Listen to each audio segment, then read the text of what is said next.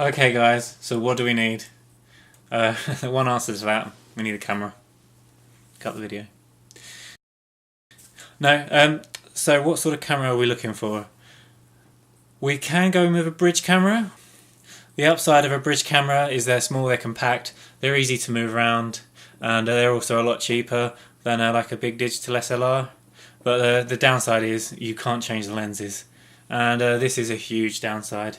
So depends what your budget is and what you're going to be using the camera for. So I would recommend going for a big digital SLR. Ideally you want a digital SLR. This is my D300, I'm shooting on my main camera at the moment, which is a D750.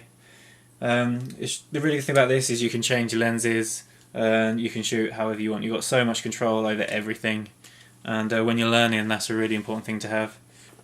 Now if you want to edit your picture, you're going to need some software. The PC or Mac, again, you can actually print straight off of a memory card, so there's no need to edit unless you want to.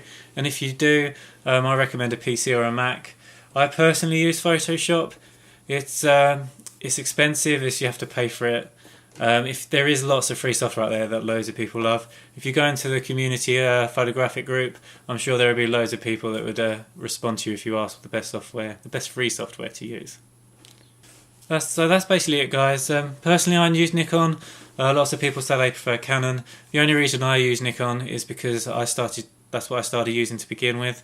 I have tried using Canon, but where I'm so familiar with how to control a Nikon, a Canon, I've got to relearn how to use it in a sense.